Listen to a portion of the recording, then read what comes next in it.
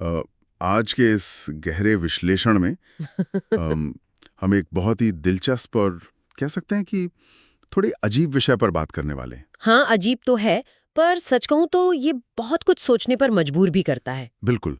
मतलब आमतौर पर जब हम किसी रसायन या केमिकल के बारे में सोचते हैं तो दिमाग में सीधे किसी लैब की तस्वीर आती है, टेस्ट ट्यूब्स और वो सब। हाँ, लेकिन आज हम जिस सोर्स मटेरियल की गहराई में जाने वाले हैं वो है अर्जेंटम नाइट्रिकम। यानी कि सिल्वर नाइट्रेट। हाँ, सिल्वर नाइट्रेट। और आज के इस चर्चा का जो आधार है वो कुछ बहुत ही विस्तृत नोट्स और प्रोफाइल्स हैं। ये सोर्सेज हमें दिखाते हैं कि कैसे इस केमिकल का जो होम्योपैथिक और मनोवैज्ञानिक प्रोफाइल है वो इंसान के डरों और शरीर की अजीब प्रतिक्रियाओं का आईना बन सकता है। सही कहा।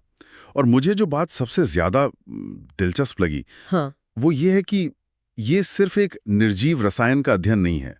हम असल में एक पूरे इंसान की मनोवैज्ञानिक संरचना को डिकोड कर रहे हैं। एग्जैक्टली। और हाँ, ये भी साफ कर देना जरूरी है कि हमारा उद्देश्य यहाँ किसी खास चिकित्सा पद्धति को प्रमोट करना या खारिज करना नहीं है। हम बस निष्पक्ष रूप से उन विचारों और रूपकों को समझने की कोशिश कर रहे हैं जो हमारे सोर्सेज में दिए गए हैं। ये देखना कि कैसे इंसान का व्यवहार और उसकी शारीरिक तकलीफें आपस में जुड़ी हुई हैं। वो अदृश्य धागा जो दिमाग और शरीर को जोड़ता है। तो चलिए सबसे पहले केमिस्ट्री और उस बहुत ही मजेदार सोडा वाटर की बोतल वाली रूपक से शुरू करते हैं। बिल्कुल, ये मेरा पसंदीदा हिस्सा है। अगर हम सिल्वर नाइट्रेट के एकदम बेसिक इस्तेमाल को देखें तो इसका उपयोग मुख्य रूप से फोटोग्राफी और शीशे यानी मिरर बनाने में होता है।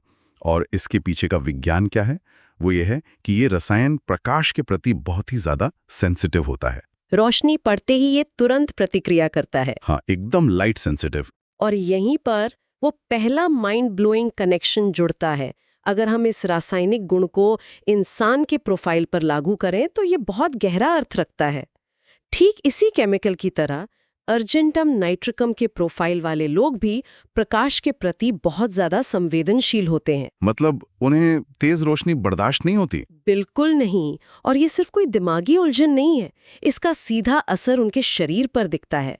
सोर्सेज के मुताबिक वो अक्सर आंखों के गंभीर संक्रमण या आई इन्फेक्शन से जूझते रहते हैं। अरे वाह! जैसे एक केमिकल रोशनी पर अपना रूप बदलता है वैसे ही इंसान की आंखें भी तेज रोशनी पर रिएक्शन देती हैं। ये तो बहुत ही सीधा जुड़ाव है ना? लेकिन मनोवैज्ञानिक स्तर पर ये और भी ज्यादा रोचक हो जाता है। इसी प्रोफाइल को समझाने के लिए सोर्सेज में एक बहुत ही सटीक एनालॉजी दी गई है। वो सोडा वाटर की बोतल वाला रूपक। हाँ, वही। बताया गया है कि इस प्रोफाइल वाले लोग बाहर से बहुत खुशमिजाज और एक्सट्रोवर्ट होते हैं। वो महफिल की जान होते हैं, लेकिन अंदर से वो बहुत डरे हुए और नर्वस होते हैं। मैंने नोट्स में पढ़ा था कि उनके जो विचार हैं वो बिना किसी फिल्टर के बाहर आते हैं। बिल्कुल वैसे ही जैसे सोडा वाटर की बोतल का ढक्कन खोलने पे बुलबुले अचानक से बाहर भागते हैं। एकदम सही। ये सोडा वाटर वाली तुलना मानव मनोविज्ञान की एक तरह के मास्टर क्लास है। एक तरफ वो बाहर दिखने वाली खुशी है और दूसरी तरफ अंदर उबलता हुआ वो भारी दबाव। ये लोग हमेशा जल्दी में होते हैं, हमेशा भागते ही रहते हैं। हाँ, लगातार बेचैन रहते हैं और बहुत ज्यादा बातें करते हैं। और सबसे बड़ी बात, इनमें अपने शब्दों या कामों को रोकने वाला कोई फिल्टर काम नहीं करता। मतलब वो बिना सोचे समझे कदम उठा लेते हैं। बिल्कुल। उनके मन में कोई इम्पल्स या इच्छा उठी और उन्होंने तुरंत वो कर दिया। किसी भी काम से पहले जो एक ठहराव होना चाहिए, जो स्थिति को तौलने की प्रक्रिया होती है, वो इनमें पूरी तरह से गायब होती है। उनका पूरा व्यक्तित्व बस गैस से भरी एक बॉटल की तरह दबाव में रहता है। पर यहाँ एक बात थोड़ी कंफ्यूजिंग लगती है। अगर कोई इंसान अंदर से इतना डरा हुआ है, इतना नर्वस है, तो वो बाहर से इतना बबली और एक्सट्रोवर्ट कैसे हो सकता है? ये बहुत ही बढ़िया सवाल है। मनोविज्ञान में इसे हम अक्सर एक तरह का डिफेंस मैकेनिज्म मानते हैं। वो जो लगातार बातें करना या हमेशा ऊर्जा से भरे दिखना है ना, वो असल में उस अंदर की घबराहट को बाहर निकालने का एक रास्ता है। अच्छा, मतलब अगर वो ढक्कन नहीं खोलेंगे तो वो फट जाएंगे। एग्जैक्टली। अगर वो लगातार बातें नहीं करेंगे या काम नहीं करेंगे तो उन्हें लगता है कि वो अंदर के डर के दबाव से सच में फट जाएंगे। इसलिए वो एक्सट्रोवर्ट होना उनकी मजबूरी बन जाता है, उनका असली स्वभाव नहीं। और यही उबलता हुआ दबाव उनके अंदर अजीबो-गरीब डरों को जन्म देता है। मैंने सोर्सेज में डरों की या कहें फोबिया की जो लिस्ट देखी, वो पूरी तरह विरोधाभासों से भरी हुई है। हाँ, वो बहुत कॉन्ट्रडिक्टिंग है। एक तरफ इन लोगों को बंद जगहों जैसे कि लिफ्ट या सुरंगों में ऐसा लगता है जैसे वो किसी पिंजरे में कैद हो गए हों, सांस घुटने लगती है। लेकिन दूसरी तरफ जो बात हैरान करती है वो ये कि उन्हें खुली जगहों से भी उतना ही डर लगता है। क्लॉस्ट्रोफोबिया और एगोराफोबिया दोनों एक साथ। बिल्कुल। एक बड़े खुले मैदान में या पुल पार करने में उन्हें भयानक घबराहट होती है। मान लीजिए एक व्यक्ति सड़क पे चल रहा है और उसे अचानक ये खौफ सताने लगे कि किनारे बनी ऊंची इमारतें उस पर गिर जाएंगी। ये जो डर का विरोधाभास है ना, ये सीधे इस बात से जुड़ा है कि उनका दिमाग स्पेस या जगह को कैसे प्रोसेस करता है। जब किसी का नर्वस सिस्टम हमेशा ओवरड्राइव में होता है तो उसे कोई भी स्थिति सुरक्षित नहीं लगती। बंद जगहें इसलिए डराती हैं क्योंकि भागने का रास्ता नहीं होता। सही कहा। और खुली जगहें इसलिए डराती हैं क्योंकि वहां उन्हें संभालने या पकड़कर रखने के लिए कोई सीमा नहीं होती। ये सब नियंत्रण खोने के गहरे डर से जुड़ा है।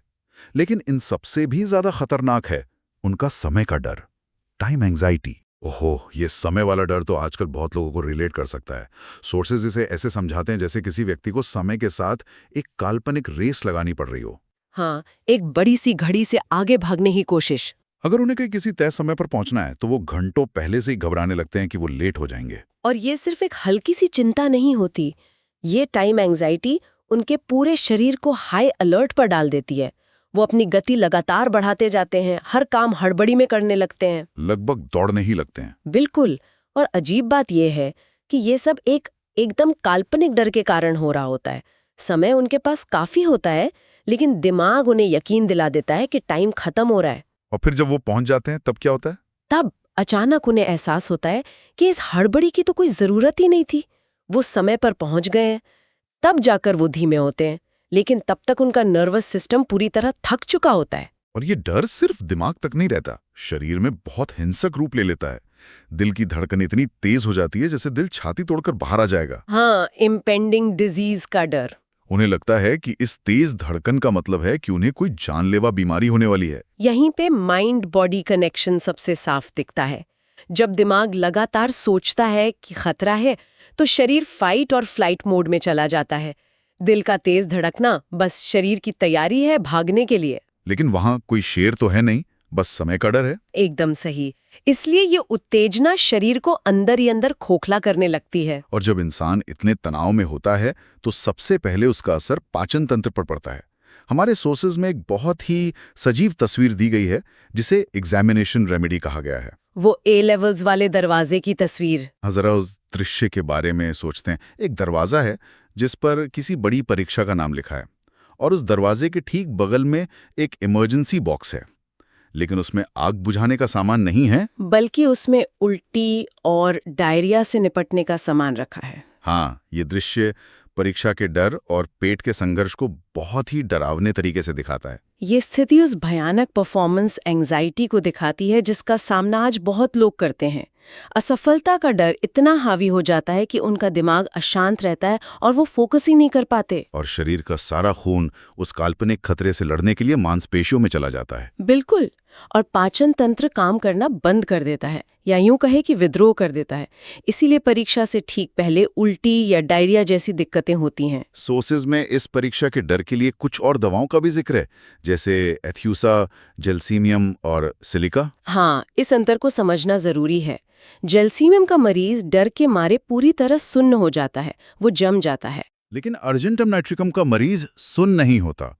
वो गैस की तरह उबलता है, हड़बड़ी करता है और घबराहट में लगातार बोलता रहता है। ये दिखाता है कि अलग-अलग लोग तनाव पर कैसे अलग प्रतिक्रिया देते हैं। यहाँ एक और विरोधाभास है जो थोड़ा मजेदार भी है और दुखद भी।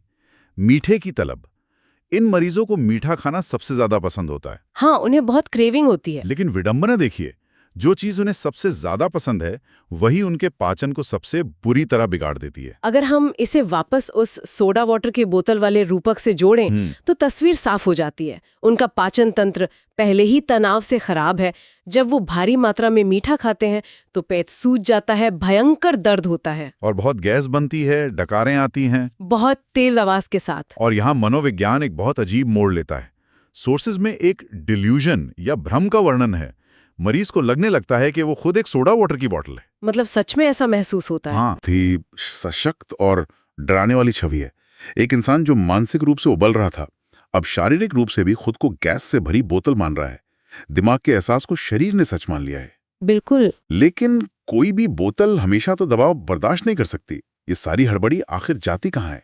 इसका बहुत भारी मूल्य चुकाना पड़ता है, और ये कीमत उनका न्यूरोलॉजिकल सिस्टम चुकाता है। लगातार डर और बिना थमे काम करने की आदत अंततः नर्वस सिस्टम की तारों को जला देती है। एक तरह का डाउनवर्ड स्पाइरल शुरू हो जाता है। हाँ, इस ओवरड्राइव से शरीर में टिक्स शुरू हो जाते हैं, यानी मांसपेशियों का बेकाबू फड़कना।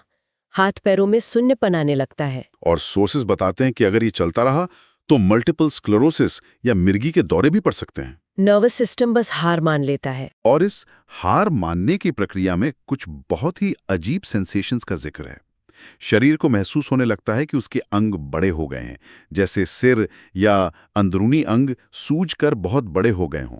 और उसी समय शरीर में भयानक संकुचन या सिकुड़ने का दर्दनाक एहसास भी होता है। जैसे शरीर खुद तय नहीं कर पा रहा कि उसे फैलकर फटना है या सिकुड़कर गायब हो जाना है। ये उनके मानसिक विरोधाभास का ही शारीरिक रूप है।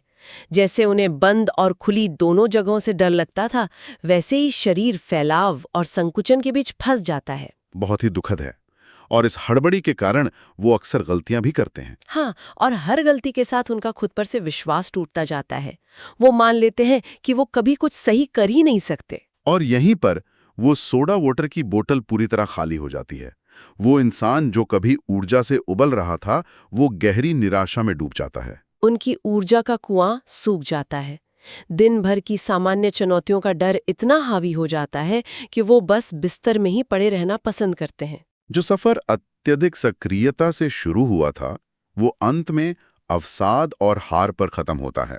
वो बाहर की दुनिया से नहीं, अपने ही डरों के बोझ तले दब जाते हैं। उनका अपना हड़बड़ी भरा स्वभाव उनका सबसे बड़ा दुश्मन बन जाता है। तो इस चर्चा को समेटते हुए हम कह सकते हैं कि ये सिर्फ एक केमिकल की बात नहीं थी।